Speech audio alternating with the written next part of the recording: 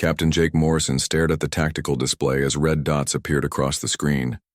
The UNS Defender shook as another blast hit its shields. Around him, his crew worked quickly at their stations, trying to keep the ship alive.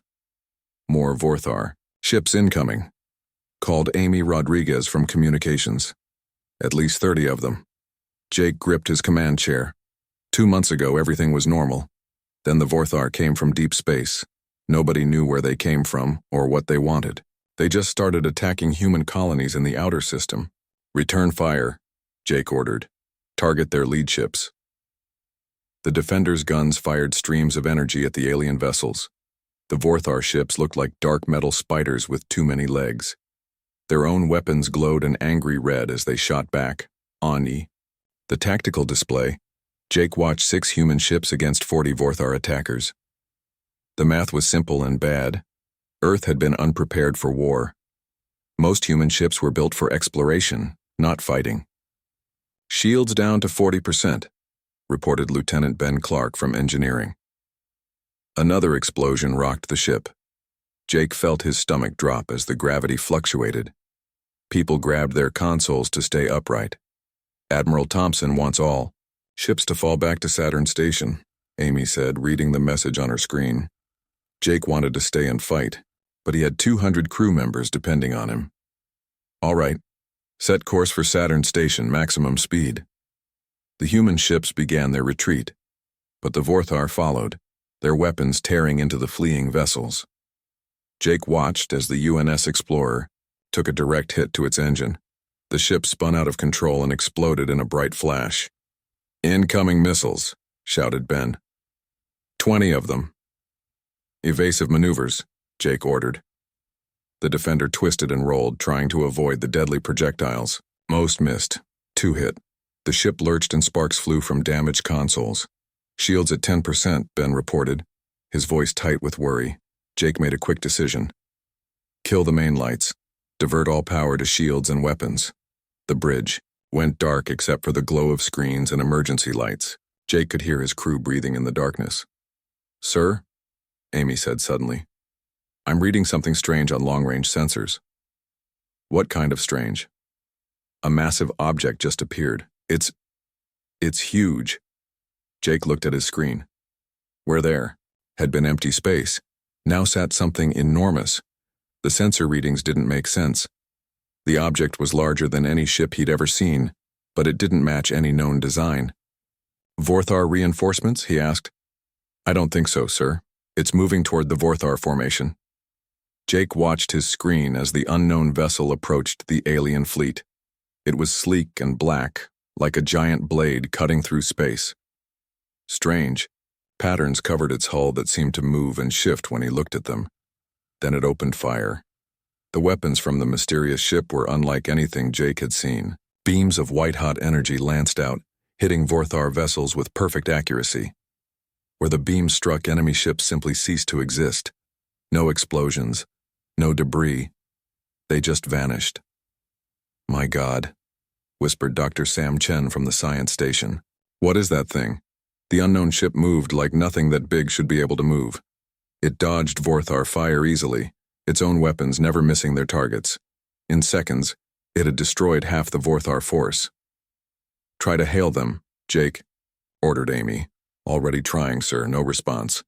The mysterious vessel continued its attack. The remaining Vorthar ships changed their formation, clearly as surprised as the humans. They focused all their fire on the newcomer, but their weapons seemed to pass right through it. "Those energy patterns," Sam said, studying his console. "They're targeting the Vorthar engine cores. How could they know exactly where to hit?" Jake didn't have an answer. He watched as the unknown ship systematically destroyed the Vorthar fleet. Its movements were precise, almost artistic, like a dancer who knew every step perfectly. "Sir, the Vorthar are retreating," Ben reported. Indeed, the few remaining alien ships were turning away, accelerating as fast as they could toward deep space. The mysterious vessel let them go, hovering in space as its weapons powered down. The Yai. "Other human ships are all clear," Amy said. "Minimal casualties thanks to whatever that is." Jake stared at the unknown vessel on his screen. It just sat there silent and motionless. Now that the battle was over, he could see it better. The ship was massive, easily 10 times the size of the Defender. Its hull seemed to absorb light, making it hard to focus on. "Try hailing them again," he ordered. Amy worked her console. "Still nothing, sir, just static." "Sir," Sam interrupted. "I'm reading something odd. The ship's power signature is human." "What?" "The energy readings match human fusion technology, but they're far more advanced than anything we have." Jake felt a chill run down his spine. A human ship that could destroy Vorthar vessels with ease? Where did it come from? Who built it? "Keep trying to reach them," he told Amy. "I want to know who they are and why they helped us." As if in response, the mysterious ship's hull seemed to shimmer. For just a moment, Jake thought he saw symbols appear on its surface. Then they faded, and the ship began to move away. "They leaving?" "Unknown, sir. Wait. They're powering down their weapons but maintaining position. They're staying." Jake leaned back in his chair, trying to process what just happened. They had been saved by a ghost ship, one that appeared from nowhere and destroyed an entire Vorthar fleet without breaking a sweat. "Inform Admiral Thompson about our situation," he said finally, "and prepare a full report. Someone built that ship, and I have a feeling they're not done with us yet." Outside the viewport, the mysterious vessel hung in space like a dark guardian, waiting for something only it knew. 2 weeks passed since the mysterious ship first appeared. The alien vessel, which humans now called Guardian, had saved 3 more human colonies from Vorthar attacks. Each time, it appeared from nowhere, destroyed the enemy, then disappeared. Again, Jake Morrison sat in his ready room reading reports from other encounters. The pattern was always the same. Guardian would arrive, fight, then leave. No communication, no demands, just protection. "Captain," Amy's voice came through his comm. "We're getting something on the Guardian's frequency." Jake hurried to the bridge. For weeks, Amy had been trying every possible way to contact the mysterious ship. Now finally something was happening. "Put it through," he ordered. Static filled the bridge, but underneath it, Jake could hear something else. It sounded like voices, but distorted. Amy adjusted her controls, and slowly, the static cleared. "Human vessels? This is Guardian. Can you hear us?" The voice was human. Male. Speaking English with an accent Jake couldn't place. "This is Captain Morrison of the UNS Defender. We hear you, Guardian. Who are you?" A pause, then. "Permission to come aboard your vessel. We need to talk face to face." Jake looked at his crew. Dr. Sam Chen nodded encouragingly, while Ben Clark looked worried. "Granted," Jake said finally. "Use Shuttle Bay 2. An hour later, Jake stood in the shuttle bay with a security team. A simple transport had docked, not matching any design in their databases. The airlock opened, and 4 humans walked out. They looked mostly normal, military uniforms that were strange but clearly combat gear. But their weapons were unlike anything Jake had seen, and small devices on their belts hummed with energy. The leader stepped forward. He was tall, with short dark hair and eyes that had seen too much. "Captain Morrison," he said, extending his hand. "I'm Commander Alex Miller. We have a lot to discuss." Jake shook his hand. "Where do you come from? Who built Guardian?" Alex looked at his team, then back at Jake. "How much do you know about parallel universes?" The question caught Jake off guard. "In theory, they might exist. Why?" "We're from Earth. Just not your Earth. In our timeline, the Vorthar invaded in 1823. The room went silent. Dr. Sam stepped forward. "That's impossible. In 1823, we barely had steam engines." "Exactly," said Kate Smith, one of Alex's team members. "We were completely unprepared. The Vorthar conquered our Earth in 6 months. For generations, humanity lived under their rule, but we fought back." Alex continued. "Underground resistance, stealing their technology, learning from it, improving it. After 200 years, we developed something they never expected." "What?" Jake asked. "Dimensional travel," Kate said. "We discovered how to cross between different versions of reality, different Earths facing the same threat." Jake's mind raced. "You travel between dimensions, helping other humans fight the Vorthar? We've saved 17 Earth so far, Alex confirmed. Some were already lost, others were still fighting. But we try to help where we can. A young man behind Alex spoke up. I'm Steve Parker, weapons specialist.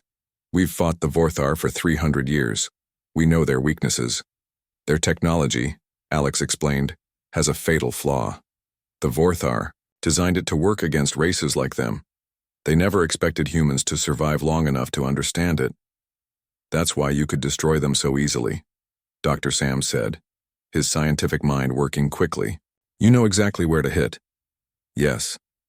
Their engine cores use quantum field generators. Hit them at the right frequency and the entire ship collapses into itself. Captain Morrison felt hope rising in his chest. Can you teach us? Help us build weapons that work against them? Alex and his team exchanged glances. That's why we're here. But there's something you need to know first. What? The Vorthar attack in patterns. They test a world's defenses, then retreat. They'll be back in force probably in 6 months. 6 months, Ben asked. How do you know? Because it's the same pattern every dimension, Kate said sadly. After their initial raids, they bring their main fleet. These attacks you've seen? They're just scouts. Jake felt his confidence drain away. How many ships? Thousands, Alex said quietly. Thousands. The room was silent for a long moment. Then Dr. Sam spoke up. You survived. You beat them eventually. That means it's possible. Alex nodded. It's possible, but it's not easy. We lost billions in our timeline. Entire cities. Countries. But humanity endured. What do we need to do? Jake asked. First, install our weapon modifications on your ships, Steve said. Then we need to share everything we know about Vorthar tactics, weaknesses, and technology. And you'll stay? Help us fight? Alex looked at his team. They nodded one by one. We'll stay, he said. Guardian will fight beside you. But you need to understand something. What? We're not just a ship, Kate said. Guardian carries the memories of everyone who died fighting the Vorthar in our dimension. Every human who gave their life for freedom. That's what powers our weapons. That's what makes us so determined. Alex stepped closer to Jake. Captain, in 6 months the real war begins. Are you ready to do whatever it takes to save your Earth? Jake looked at this man from another dimension. A man who had already lost his world but kept fighting to save others.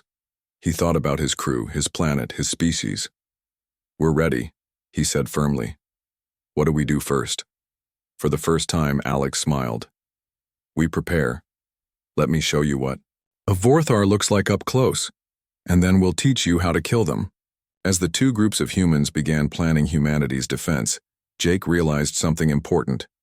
Sometimes salvation came from the most unexpected places. Sometimes the help you needed came from worlds you never knew existed. Guardian wasn't just a ship. It was hope from another universe. And now it was their best chance for survival. 3 months had passed. The UNS Defender now looked different. Its weapons hummed with new energy and strange devices lined its hull. Engineer Ben Clark wiped sweat from his forehead as he finished installing the last Guardian modification. That should do it, he said to Kate Smith, who had been working beside him for weeks. Good work, Kate replied. Your ship now hits 3 times harder than before. Across the solar system, human shipyards worked around the clock. Guardian technology was being installed on every vessel that could carry weapons. The alien ship itself moved between installations, sharing knowledge with human engineers. In the Defender's war room, Jake Morrison studied a holographic display of the solar system. Red indicators showed where the Vorthar would likely attack. Based on our intel, Alex Miller pointed at the display. They'll hit Neptune's moons first. Test our new defenses. Why Neptune? Asked Admiral Lisa Thompson, who had traveled from Earth specifically for this meeting. Distance, Steve Parker answered. If they lose ships, it doesn't hurt their main force. Plus, if they win, they have a staging ground for the real attack. Dr. Sam Chen moved around the table studying the data. Your predictions have been perfect so far. Every Vorthar movement matches what you said they'd do. We've seen this battle play out 17 times, Alex said grimly. Different dimensions, same enemy. Suddenly alarms blared throughout the ship. Amy Rodriguez's voice came over the comm. Captain, massive energy signatures detected near Neptune. It's them. Jake ran to the bridge. The main screen showed long-range scans of Neptune space. Dozens of dark shapes were emerging from what looked like tears in space itself. The Devastator fleet, Kate said, appearing beside him. They're early. Devastator. Fleet? Jake asked. Planet killers, Alex explained. Ships designed to crack worlds apart. We need to move now. Admiral, Jake said into his comm. It's time. Within an hour, Earth's combined defense fleet moved toward Neptune. 30 human ships, all equipped with Guardian technology. The Guardian itself led the formation, its dark hull gleaming with power. As they approached Neptune, the scope of the Vorthar force became clear. 40 massive ships, each the size of a small moon, and behind them smaller vessels numbered in the hundreds. Dear God, Ben whispered. Steady, Jake said. We've trained for this. The first shot came from a Vorthar Devastator. A beam of red, energy that could have destroyed a city.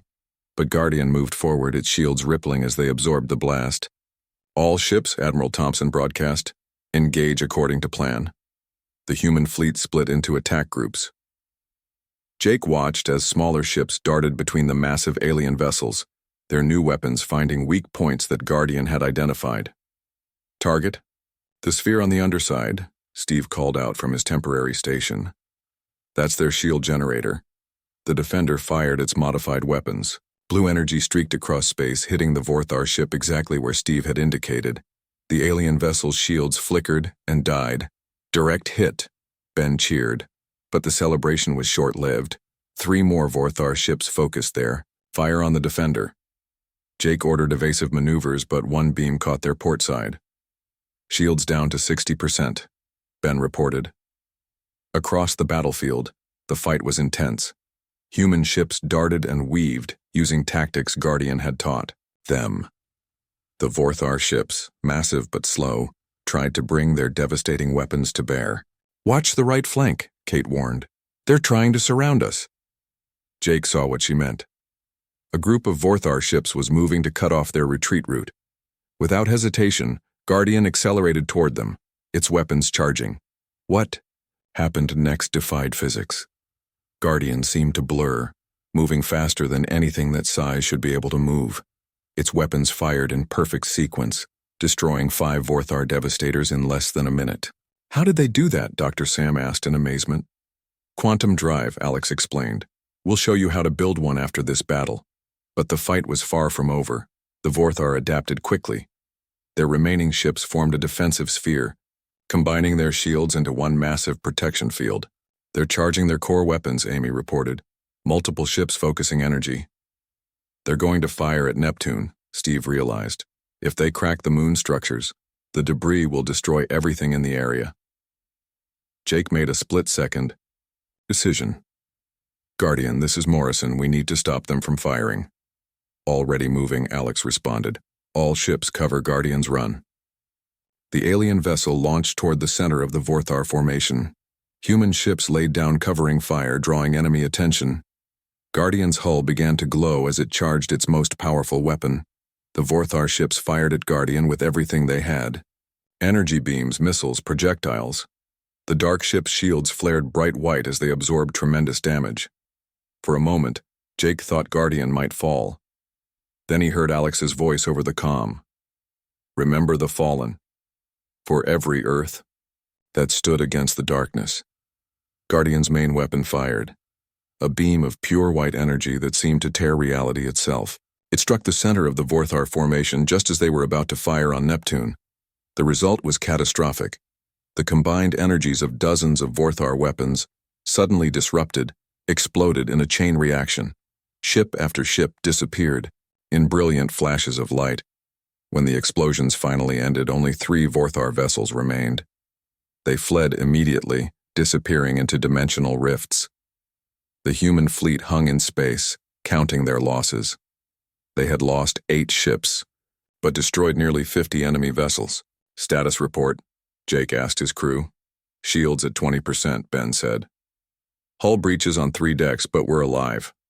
Guardian took massive damage, Amy reported, but they're responding to hails. Jake opened a channel. Commander Miller. Status? We're still here, Captain, Alex replied, his voice tired but proud. This one was tough, but you did well.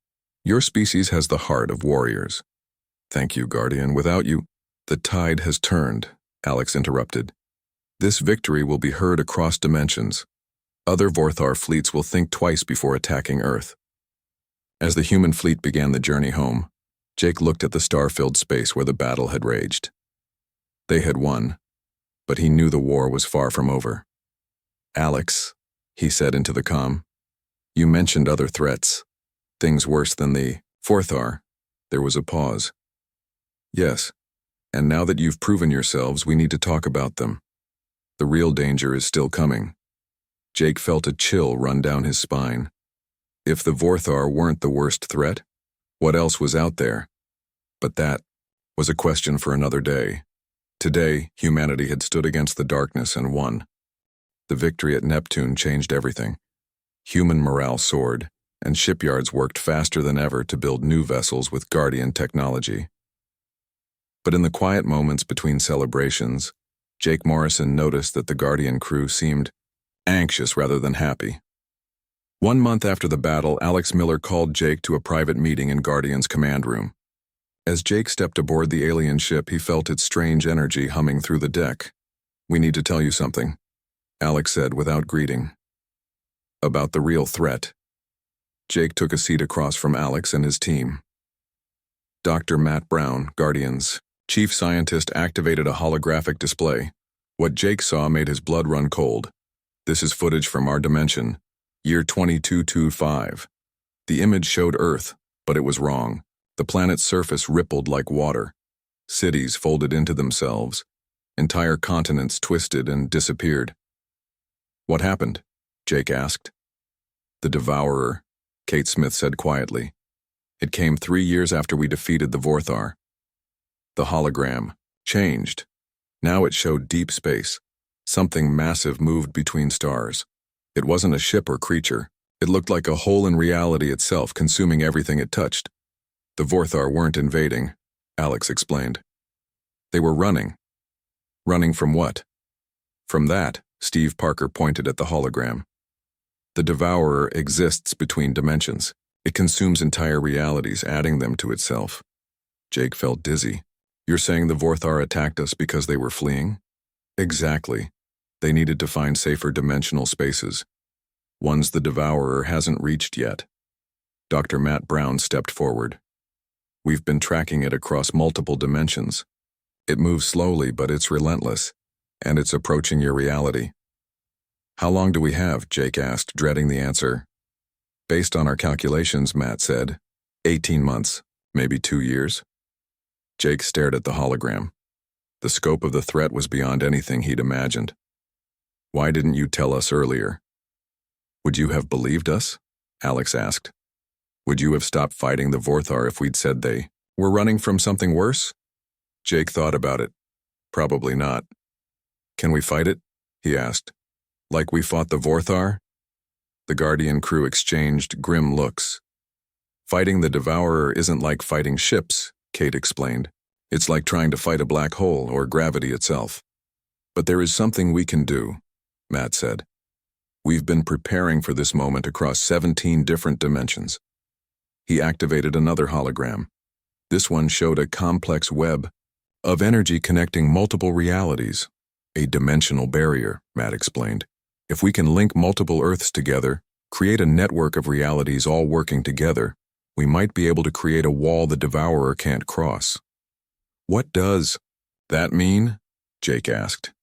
It means, Alex said, that we need to bring humans from other dimensions here, and we need to make peace with the Vorthar. The last part hit Jake like a punch. Make peace? After everything they've done? They're victims too, Steve said. We need to work together if any of us are going to survive. Jake stood up and paced the room. The idea of working with the Vorthar went against every instinct. They had killed humans, destroyed colonies. "I need to contact Earth Command," he said finally.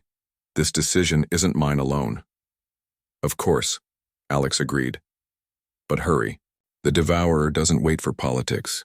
2 days later, Jake sat in a war room with Earth's top military and scientific leaders. Dr. Sam Chen had been called in as an expert on Guardian technology. "So let me understand," Admiral Lisa Thompson said. "We need to make a truce with aliens, who've been trying to kill us, work with humans from other dimensions, and build a wall across reality itself." "That's the simplified version," Jake responded. "And if we don't?" asked General Ryan Hall. "Then nothing matters. The Devourer will consume this entire dimension." Dr. Sam studied the data Guardian had provided. "The science is sound. If the Devourer is what they say it is, conventional weapons won't work. How do we even contact the Vorthar to propose a truce?" Admiral Thompson asked. Jake's comm unit buzzed. It was Alex. "Captain." Alex's voice came through. "We're detecting multiple Vorthar ships approaching Earth space, but they're not attacking formation." "What do you mean?" "They're sending a distress signal, and they're requesting parley."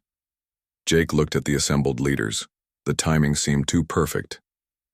"Put me through to them," he said. Minutes later, a Vorthar voice filled the room. It spoke in harsh tones, but the translation was clear. "Humans of this dimension, we seek alliance against the darkness that consumes. Will you hear us?" Jake took a deep breath. Everything was happening too fast. But the choice was simple. Work together or face extinction. "We'll hear you," he responded. "Come to neutral space. We'll talk." When the communication ended, the room was silent. "Well," General Hall said finally, "I never thought I'd live to see humans and aliens working together." "Desperate times," Dr. Sam murmured. Jake knew he was about to make a decision that would change humanity forever. But looking at the data about the Devourer, he also knew there wasn't really a choice. "Contact all human colonies," he ordered. "Tell them what we're facing. Tell them that tomorrow we meet with the enemy, not to fight, but to survive." Alex's voice came through his comm one more time. "Captain, you're making the right choice. We've seen what happens when species stay divided against the Devourer. It doesn't end well." Jake nodded, even though Alex couldn't see him. "Let's hope history judges us kindly." But as he left the war room, Jake realized something important. Sometimes survival meant doing the unthinkable. Sometimes the greatest threat turned former enemies into allies. The real war was about to begin. But this time, humanity wouldn't face it alone. The meeting took place in the space between Mars and Jupiter. Jake Morrison sat in the Defenders conference room, facing a holographic projection of Warlord Zephrix, leader of the Vorthar fleet. The alien looked like a cross between a spider and a machine. Multiple arms ended in claws and its eyes glowed red. When it spoke, its voice was like grinding metal. "Humans, we offer truce. Unite against darkness." "Why should we trust you?" Ambassador Ryan Hall asked. "You attacked our colonies, killed our people. We flee. You block path. We fight for survival. Now bigger threat comes. We ally or all die." Jake looked at Zephrix's image. Just weeks ago, they had been shooting at each other. Now they were negotiating humanity's survival. "What do you know about the Devourer?" Dr. Sam Chen asked. Zephrix's multiple arms moved in what might have been a shrug. "Ancient enemy. Eats realities. We run for generations. No escape. Must fight. Guardian says we need to build a dimensional barrier," Jake interjected. "Can you help? Vorthar technology strong. We combine with human and Guardian knowledge. Build wall against darkness." Alex Miller's voice came through the comm. "Captain, we're detecting massive dimensional disturbances. The Devourer's approach is accelerating." Jake felt his heart rate increase. "How much time?" 6 months, maybe less." The conference room was quiet for a moment. Then Jake stood up.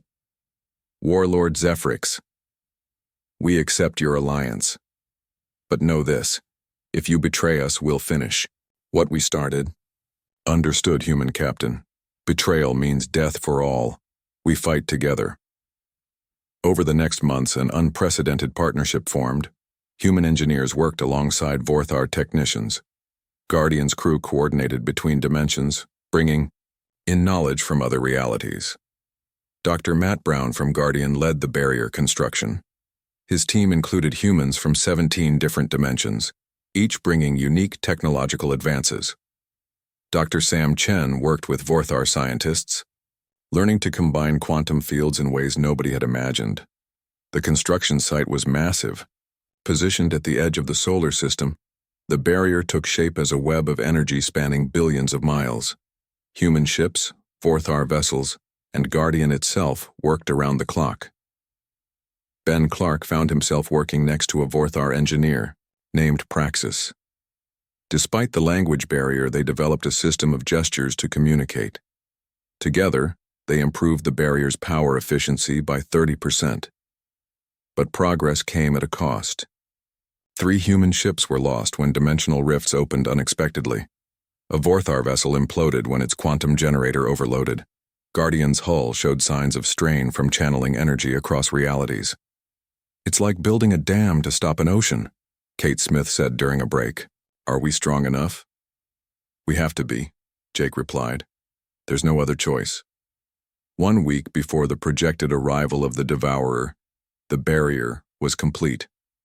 An invisible wall across space, connected to 17 different Earths, each contributing its strength to the defense. "All ships, final positions," Admiral Lisa Thompson broadcast. "This is it." Jake stood on the Defender's bridge. Around them, the combined fleet waited. Human vessels with their sleek designs, Vorthar ships with their angular, menacing forms, and Guardian, its dark hull pulsing with energy from countless dimensions. "Contact," Amy Rodriguez called out. "Something's approaching." The view screen showed empty space, then reality seemed to fold in on itself. A darkness appeared, not like the absence of light, but like a wound in existence itself. The Devourer had arrived. It was vast beyond comprehension. As it moved, stars dimmed and space itself warped. Tendrils of antimatter reached out, disintegrating anything they touched. "Barrier to full power," Alex commanded from Guardian. The invisible wall flared to life, becoming visible as sheets of blue energy stretching across space. The Devourer struck it with the force of a collapsing universe. The barrier held, but barely. "All ships attack formation," Jake ordered. "Target the tendrils." Human and Vorthar vessels launched their combined attacks. Modified weapons, some firing beams of pure energy, others launching quantum torpedoes, struck at the Devourer's extensions. But the entity barely noticed. It pressed against the barrier, testing for weaknesses. Where its darkness touched the energy wall, reality flickered and wavered. "The barrier's at 80% strength," Matt Brown reported. "We're losing power." Jake watched as the Devourer's form began to change. It was adapting, learning how to break through their defense. "Guardian, what's your status?" "We're pushing as much power as we can," Alex responded. "But we're drawing energy from across 17 dimensions. If we go much higher, we risk collapsing the entire network." On the tactical display, Jake saw something that made his decision for him. The Devourer was concentrating its attack on one point, trying to create a breakthrough. "All ships, converge on coordinates 779. We need to reinforce that section." The combined fleet moved as one. Human ingenuity combined with Vorthar's strength and Guardian's trans-dimensional power. They focused everything they had on the weakening point. The battle raged for hours. Ships were lost. The barrier flickered and threatened to fail. But somehow, impossibly, it held. Then something unexpected happened. The Devourer hesitated. "It's retreating," Steve Parker said, disbelief in his voice. The massive entity pulled back from the barrier. Its form seemed to waver as if uncertain. The combined energies, Dr. Sam realized. Multiple dimensions working together. It's never encountered that before. Alex's voice filled the comm channels.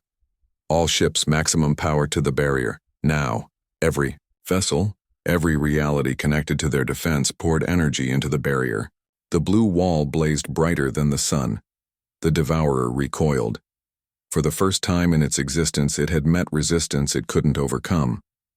With a sound like reality tearing, it began to withdraw.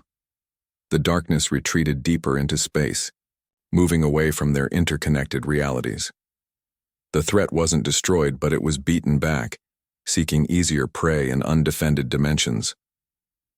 As the Devourer disappeared, the combined fleet floated in stunned silence. They had done the impossible. "Status report," Jake asked, his voice hoarse.